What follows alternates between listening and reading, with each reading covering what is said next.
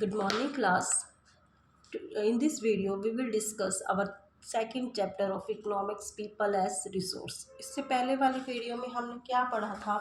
people as resource में GNP के बारे में पढ़ा हमने, ह्यूमन कैपिटल के बारे में पढ़ा था।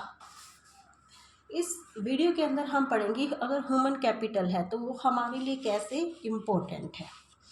Not only do the more educated and the healthier people gain through higher incomes, society and also gains in other indirect ways because the advantages of more educated or the healthier population spread to those also who themselves were not directly educated or given health care. उच्च आय से क्या होता है बेटा? उच्च आय से न केवल अधिक जो शिक्षित व्यक्ति होता है और उसका लाभ और अधिक स्वस्थ व्यक्ति को भी उसका क्या है लाभ पहुंचता है। ये नहीं है कि अगर किसी समाज के अंदर क्या है बहुत सारे पढ़े लिखे लोग हैं या उनका स्वास्थ्य अच्छा है तो इससे ये नहीं कि केवल उन्हीं लोगों को ही लाभ पहुंचता है। इससे हम किस किस को लाभ पहुंचता है? पूरे समाज को। कैसे? इनडायरेक्टली वे से। इसका अगर हम एग्जांपल लें तो क्या है, अगर मान लो किसी के पास पैसा है, ठीक है, वो पैसे को क्या करेगा? अपने पास थोड़ी ना रखेगा, उस पैसे से वो क्या करेगा? मार्केट में जाएगा, कुछ चीज़ किसी ना किसी चीज़ को परचेज करेगा और परचेज करने के बाद उस पैसे का और इस्तेमाल करेगा और दूसरी वस्तु खरीदेगा, तीसरी खरीदेगा। तो इससे क्या होता है बेटा? हमारे समाज के अंदर मनी का क्या हो जाता है बेटा? मनी का फ्लो होता रहता है। तो इसका फ़ायदा ये थोड़ी ना एक ही व्यक्ति को हुआ, इसका फ़ायदा किसको हो गया बेटा? पूरे समाज को हो गया। In fact human capital is in one way superior to other resources like land and physical capital. Human resource can make use of land and capital. Land and capital cannot become useful on its own. जो human capital है वो आपका क्या है? Physical capital से भी क्या है? बेहतर है। क्यों बेहतर है? क्योंकि फिजिकल कैपिटल में मान लिया आपका घर है, आपके पास जो भूमि है, आपके पास कैश के रूप में जो पैसा है या आपकी खुद की कोई ज़मीन है, तो वो क्या है? वो खुद से थोड़ी ना काम कर सकती है, उस पर कौन काम करेगा? ह्यूमन ही तो करेगा। तो इसीलिए क्या होता है, ह्यूमन कैपिटल को हम सबसे क्या है इम्पोर्टेंट फैक्टर मानते हैं। For many decades in India, a large population has been considered a liability rather than an asset. But a large population need or not a burden for the economy. It can be turned into productive asset by investment in human capital. For example, by spending resources on education and health for all, training of industrial and agricultural workers, in the use of modern technology, useful scientific researches and so on. अनेक दशकों तक तो क्या है रहा?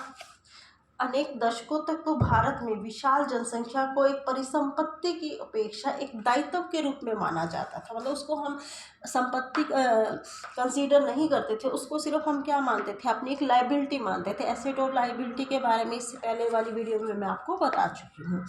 लेकिन बाद में क्या हो गया उसके बाद, तो जैसे ही हमें पता लगा कि हमें किससे फ़ायदा हो सकता है, ह्यूमन से ही हमें क्या हो सकता है? फ़ायदा हो सकता है। इसके लिए हमने क्या, ह्यूमन का हम फ़ायदा कैसे उठा सकते हैं? अगर हम उस पॉपुलेशन को ह्यूमन प्रोडक्टिव एसिड में कन्वर्ट कर दें तो मतलब क्या है कि हम ह्यूमन कैपिटल को ज़्यादा यूज़फुल बना देंगे। ह्यूमन कैपिटल पर हम खर्च करें, कैसे खर्च करें? उनकी एजुकेशन पर खर्च करें, उनकी हेल्थ पर खर्च करें, ट्रेनिंग ऑफ इंडस्ट्रियल पर खर्च करें, या फिर एग्रीकल्चर जो वर्कर है या यूज़ ऑफ टेक्नोलॉजी को हम कैसे यूज़ करें इसके ऊपर खर्च करें, साइंटिफिक रिसर्च के ऊपर खर्च करें। तो इससे क्या होगा? देश के लोगों को क्या हो जाएगी? नॉलेज हो जाएगी।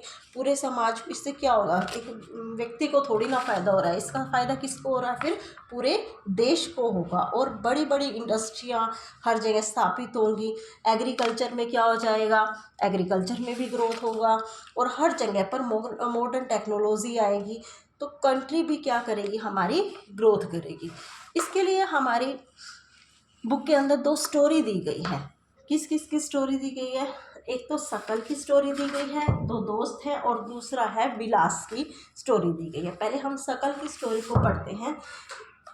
क्या है, जैसे वो क्या है, दो मित्र थे, एक का नाम क्या था, विलास, और एक का था शकल। दोनों सीमापुर गांव में रहते थे, और शकल की जो आयु थी वो केवल 12 वर्ष की थी, और उसकी मम्मा क्या काम करती थी, घर की डोमेस्टिक वर्कर थी वो।